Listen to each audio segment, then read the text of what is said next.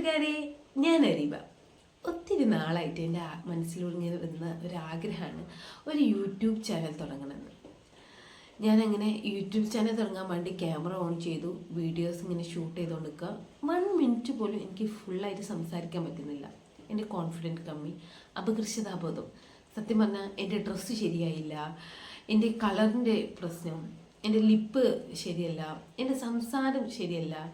ഇങ്ങനെ ഒരുപാട് എനിക്ക് എന്തൊക്കെയോ കുറവുകളുണ്ടെന്നുള്ള തോട്ട് കാരണം എനിക്ക് ഒരു വീഡിയോ പോലും ഫുള്ളായിട്ട് എടുക്കാൻ പറ്റിയില്ല.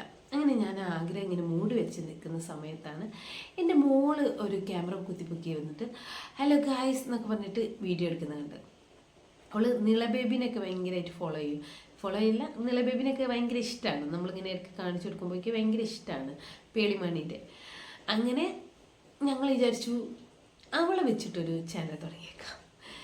ഞാൻ അവളെ വെച്ചിട്ട് അവളെ വീഡിയോസ് ഒരു 10 to അവൾ പല കാര്യങ്ങളും ചെയ്യുന്നതും ആക്ടിവിറ്റീസും ഇങ്ങനത്തെ കാര്യങ്ങളൊക്കെ ആയിട്ട് ഒരു 10 to 20 18 വീഡിയോസ് എങ്ങാനും ചെയ്തു.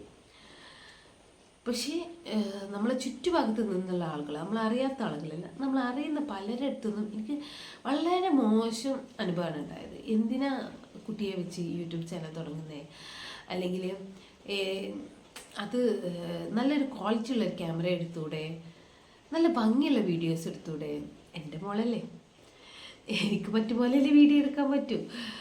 അപ്പോൾ അത് അങ്ങനെ പല കമൻസ് കേട്ടപ്പോൾ അത് എന്നെ വല്ലാണ്ടങ്ങ് വിഷമിപ്പിച്ചപ്പോൾ ഞാൻ ആ ചാനൽ പതുക്കെ അങ്ങ് നിർത്തി.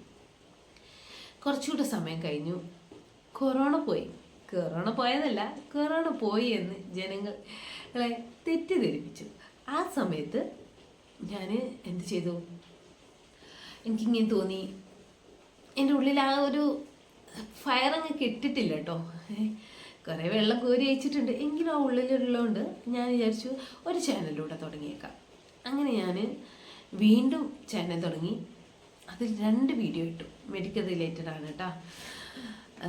രണ്ടും ശ്രദ്ധിക്കേണ്ട കാര്യം, ഇതുപോലെ ക്യാമറൻ്റെ മുന്നിൽ വന്ന് സംസാരിച്ചിട്ട വീഡിയോസ് അല്ല, ക്ലിനിക്ക് നടന്ന 2 ഇവൻറ്റ്സ് നമ്മൾ ഷൂട്ട് ചെയ്തിട്ടതാണ്. അപ്പോൾ പ്രത്യേകിച്ച് കോൺഫിഡൻറ്റിൻ്റെ ആവശ്യമൊന്നുമില്ലല്ലോ. അപ്പോൾ അങ്ങനെ ആ 2 വീഡിയോസ് ഇട്ടു.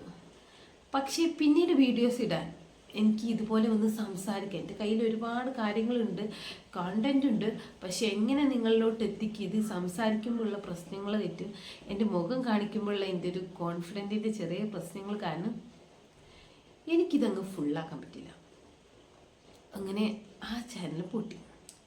ഇപ്പോൾ ഞാൻ 2nd ഡെലിവറി കഴിഞ്ഞു.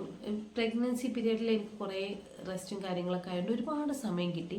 ഇപ്പോൾ ഡെലിവറി കഴിഞ്ഞിട്ടും എനിക്ക് ഒരുപാട് സമയം കിട്ടി.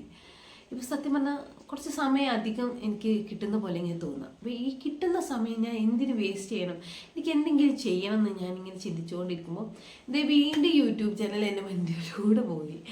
അങ്ങനെ യൂട്യൂബ് ചാനലിൽ പോയപ്പോൾ ഞാൻ വീണ്ടും ഈ തലേന്ന് യൂട്യൂബ് ചാനൽ തുടങ്ങാൻ ആഗ്രഹിക്കുന്നവർ ആദ്യം ചെയ്യുന്ന കാര്യം ഉണ്ടല്ലോ, how to start a YouTube channel.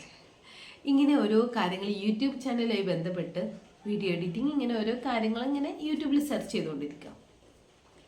അങ്ങനെ സെർച്ച് ചെയ്തുമ്പോൾ എന്താ ചെയ്യുന്നത്, ഇത്തിരി നേരം ഒത്തിരി കാര്യങ്ങൾ എന്ന് പറഞ്ഞാൽ ഒരു നല്ല ഭംഗിയായിട്ട് സംസാരിക്കുന്ന ഒരു ചേച്ചി, കുറച്ച് ഷോർട്ട് ഹെയറൊക്കെ ആയിട്ട് ആ ചേച്ചിയുടെ ഒരു വീഡിയോ കണ്ട് വളരെ ബ്യൂട്ടിഫുൾ ആയിട്ട് ആ ചേച്ചി ഇങ്ങനെ സംസാരിച്ചുകൊണ്ടിരിക്കുക. ഞാൻ പറയാം, എന്തോരം ഇങ്ങനെയൊക്കെ സംസാരിക്കാൻ ഓരോരുത്തർക്ക് കഴിയല്ലോ, എനിക്ക് എന്തുകൊണ്ട് ഇങ്ങനെയൊക്കെ ചെയ്തുകൂടാ.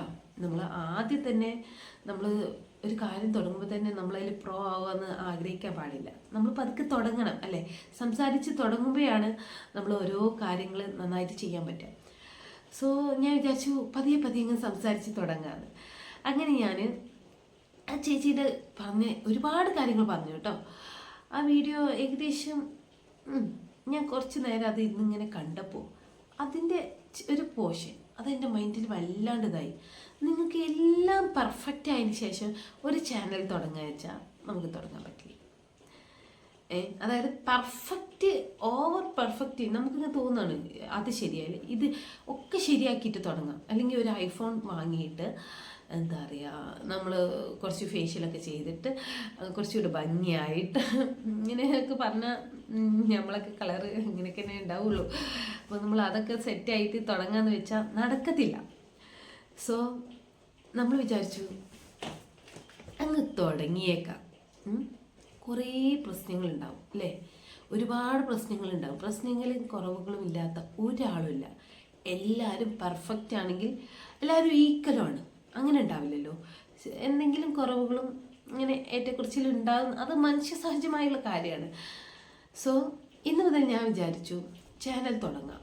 എനിക്ക് ഒരുപാട് കാര്യങ്ങൾ പറയാനുണ്ട്, ഒരുപാട് കാര്യങ്ങൾ പ്രതിഷേധിക്കാനുണ്ട്, ഒരുപാട് അറിവുകൾ നിങ്ങൾക്ക് പറഞ്ഞു തരാനുണ്ട്, ഒരുപാട് കാര്യങ്ങൾ എൻ്റെ കയ്യിലുണ്ട്. പക്ഷേ സംസാരിക്കാനുള്ള ധൈര്യക്കമ്മിയാണ്. ചില പാളിച്ചകളൊക്കെ പറ്റും. നിങ്ങളെല്ലാവരും ക്ഷമിക്കുന്ന പ്രതീക്ഷയിൽ ഇന്ന് മുതൽ ഞാൻ യൂട്യൂബിലോട്ട് അങ്ങ് ഇറങ്ങാമെന്ന് വെച്ചു. ഓക്കെ, അപ്പം നിങ്ങളെല്ലാവരുടെയും സപ്പോർട്ട് വേണം. Thank you so much. നമ്മളെ ചാനലിനെ സപ്പോർട്ട് ചെയ്യുക, സബ്സ്ക്രൈബ് ചെയ്യുക. അയ്യോ അങ്ങനെയല്ലേ പറയാ. Please subscribe and support me.